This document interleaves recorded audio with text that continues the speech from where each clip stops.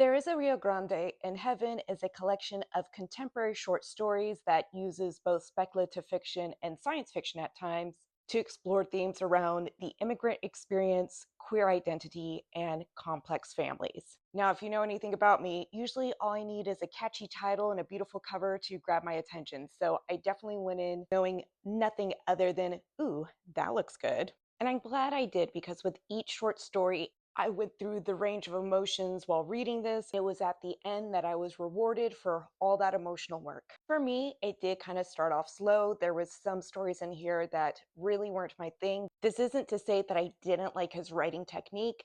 I really loved his voice that he gave to his characters and how quickly I was understanding the little story he was telling in the vignettes or in the longer ones. I think it's more of a testament to how he builds these characters because there was a lot of characters in there where I was like, what are you doing? This writer from El Salvador even takes on Selena a couple of times, which is very brave considering the cult that has been built up around her. So at times I was like, maybe this isn't the writer for me, but it was the last two stories that really changed that opinion and left me in awe with what he was able to do with his debut short story collection. Variations on Migrant Life is probably one of the longer short stories, and that's because it is a depressing choose your own adventure. You are a young El Salvadorian child, and you're faced with a reality when it comes to your parents leaving for better opportunities, be it your mother, your father, and if you ever get the chance to go join them. This is probably going to be the short story out of the collection that I'm most likely to reread because